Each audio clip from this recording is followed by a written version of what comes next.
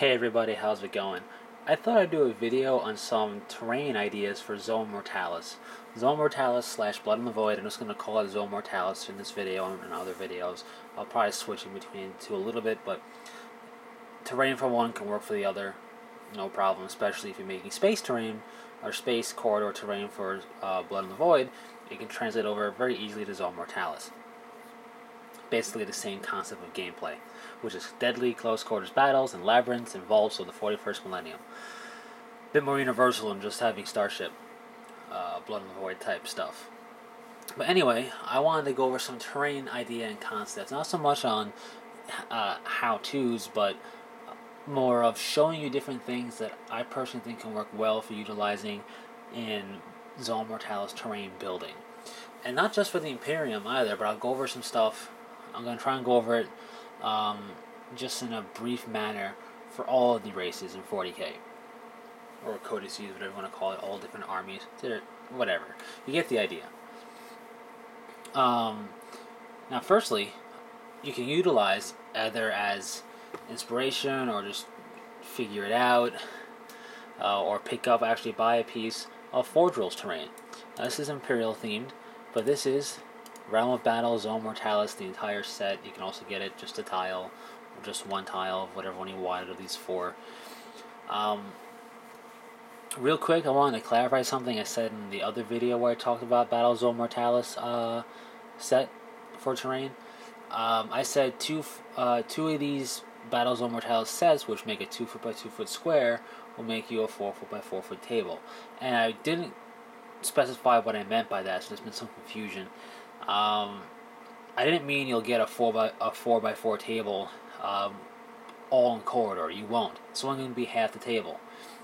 But if you do it in a manner, and I recommend doing it in diagonal corners, so top right, bottom left corner of the table, have the corridors, you're left with two more quarters of the table, the top left and bottom right in this example, that are open.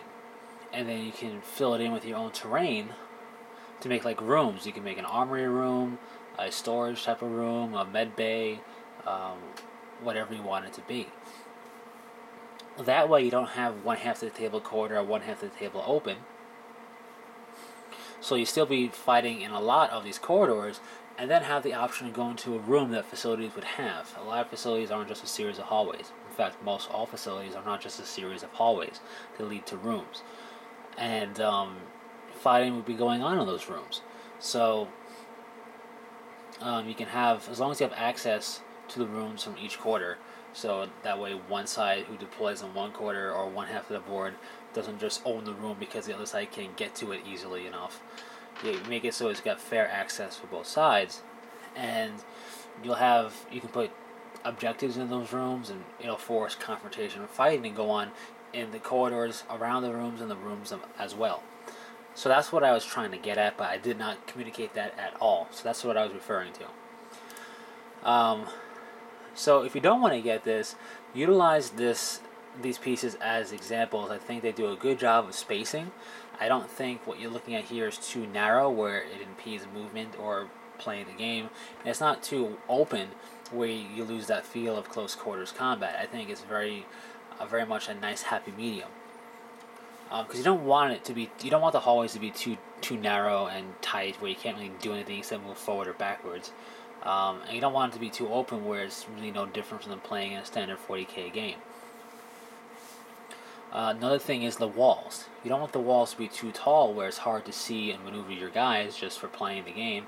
You don't want them too short where your guys are actually poking up above the walls. That would be kind of weird looking. Some things will just be poking up above it anyway because of the nature of either the conversion or just the model. But 95% of the models should not be poking up above the walls because it loses the illusion. Remember, I'll zoom in on this again real quick. These guys in this hallway over here cannot see over here. So if you have these guys' heads sticking up, that kind of loses the illusion that you can't see over here, even though those rules would still be in effect. So you study this, maybe you know somebody who has one of these or is getting one of these, so you know the size of the hallways to make, so that way the stuff you make could mesh up with this stuff if need be. What are you going to do? Well, firstly, you should figure out flooring. Flooring is kind of a detail I think overlooked a little bit. You have you have several options. I'm going to name two of them, or more than two of them. I'm going to show you examples of two. What I'm not going to show you is textured flooring. People can use textured paint or make their own textured paint, and they do a textured flooring. It works fine. It can work in an industrial feel, spaceship type of feel. It'll work, especially if painted in appropriate colors. But there's things better than that.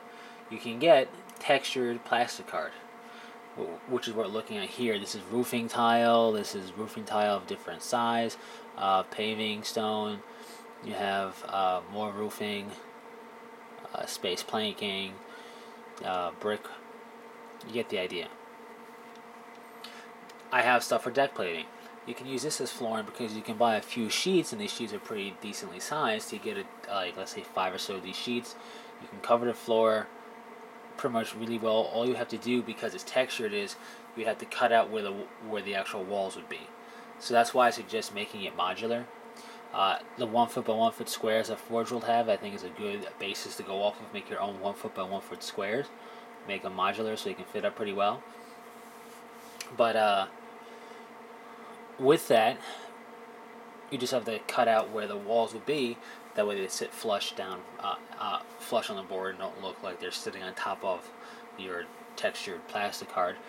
And that's good because if you're utilizing that plastic card for basing your models as well, if you're going to do the full theme for your army, they'll blend in pretty well with the terrain and look very natural on it.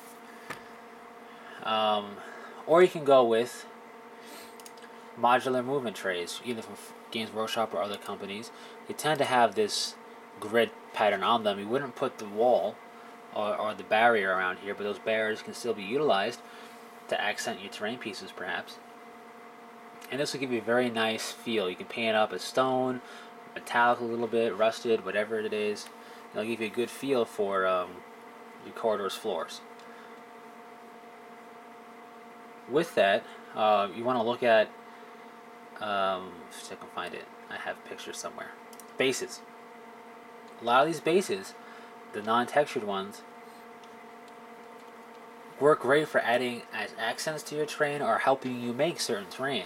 I've seen it work in a couple of cases for Tau very well. So, just one thing to keep in mind.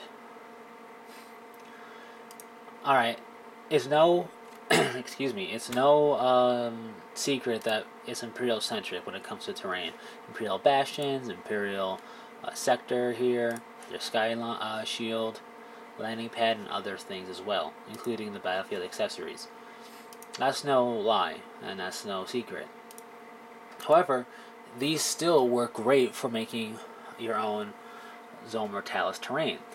Instead of building it as a building, you can use the outer walls, especially the ones that are intact here, as inner walls. You can even use some broken ones if you're representing a facility or a war-torn like corridor where explosions may be forced a breach from one room to the next, or a hallway to a room type of scenario. Just gotta be a bit creative with that. Windows, there are windows in facilities and even on starships. So, a lot of this stuff can work, and then these little light posts and stuff give you nice accents. This gives you like firing slits if you're gonna have, let's say, a kill zone and a security detail on a facility or in a facility or in a ship. These barriers can work as barriers. You can also get the Sky Shield, take it off of its legs if you can, or make ramps up to it in one of the big rooms, and this can be a teleporter array on a ship or on a facility. With that, you don't have to buy the terrain itself. You can buy the Seas of Death floor pack. Let's say you want one room to have more of a particular feel. Let's say you want your med bay to have more of an Imperial feel on the floors.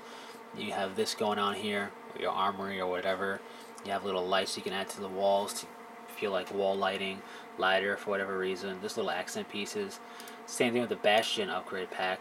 This can give you your firing slits and some weapons and whatnot to put in and amongst your terrain. A cool door you can use and stuff like that. Now there are some other bits you can look at. For example, this Orcs Fixin' conversion pack. You can add it to terrain. It'll feel more orky. especially if you add it to like Imperial terrain to make Imperial walls. If you're using that stuff to make like a facility that way, orcs would do that same thing, and you can then orcify it by adding glyphs of your own making or using this stuff. These Chaos Tank accessory, this works great for orcs as well. You know, skulls on chains, that works for orcs. This works for chaos as well, obviously. This can also work very well, the spikiness for Dark Eldar. Just for non-chaos things you're using it for, just don't utilize any of the chaos gods. Symbols or anything, but spiky bits work for a variety of armies. They can even work for Sisters of Battle. They like spikes. When it comes to battlefield accessories, these can make nice little objective markers or barricades, whatever it is. Just add spice to your terrain. You can use plastic card for your walls as well, and one thing that can work is regular plastic card. If you etch into it with like an etching tool, you get good at making shapes and patterns that way. You can do it in a curving nature and make it look like Eldar walls, and you can accent that with this. Now I have no idea what it says, but these are rhinestones. Just examples of different colors of rhinestones. Rhinestones can work very well to accent Eldar terrain, and you put on the walls or to represent maybe where they can open a door or whatever it may be. That can work very well for Eldar terrain. So you glue this to some plastic card that you've carved into a bit, that you painted up and did the ink wash to get the carvings to stand out. Then you glue on a rhinestone onto it. It looks like some type of soul stone or some type of special gem stone that the Eldar do, and I think it'll fit in pretty well. And lastly, really, if none of this floats your boat, and it's not always going to float your boat, Hearst Art Molds makes fantastic little molds. And this is more work. Instead of just getting a kit and you put it together, you get a mold and you have to actually make the pieces from the molds. But with that, if you get the mold or two sets of the molds, you can pump out a lot of pieces and build whatever you want for pretty cheaply after the initial investment. Once the initial investment is done, you can make a lot of really cool terrain. Now this is examples of different floor molds. If you like this worn floor tile or this cobblestone or even like this cool schematic floor tile, go for it. Cavern molds. I'm showing you this because it doesn't just have to be tech. You can be doing cleansing out a cave system that orcs are held up in or that heretics are held up in.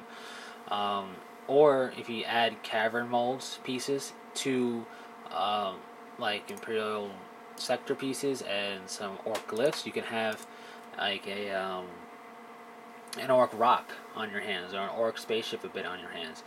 Again, I'm not going to tell you how to put the pieces together and how you should make the terrain up. I'm just giving you the ideas of what you can, of the materials you can use. How you put it together is up to you. Lastly, we have some sci-fi molds they make. Now, this is a building, may not work too well for an interior unless you have a big room, which this is a part of. But then we have Starship Wall mold, Cargo Bay accessory mold, Medlab accessory mold, Starship Deck molds, Laboratory Floor mold, and so on. These are very neutral in look, and they can work well for Tau, they can work well for any army really, except with the exception of maybe Eldar, because Eldar are kind of picky in their look. A little bit more organic than the rest of them. But this can work for pretty much anybody. Tau, I think, you paint up in sterile type of colors or whatever you want to do in your Tau step colors with some Tau step freehand stuff can work no problem. So that's just a variety of stuff. You have your basic kits, so which all you gotta do is put together and paint up. You gotta convert them, obviously, not build it as a building, but put it together as hallways or rooms. Then you got the idea of using plastic card or moving trays as flooring, bases to add accents to your terrain as well. And then if none of these kits flat out work for you, you can make your own stuff with molds that are readily available, or if you're really handy, you can make your own molds. But anyways, that's pretty much it for Zone Mortalis or Blood in the Void, whichever one you prefer to call it at the moment. But this being all-inclusive is Zone Mortalis. We covered spaceship, we covered planet side, and we covered underground. And this should cover most, if not all, of the armies out there. So, just some inspiration for you if you need it. And until next time, take it easy.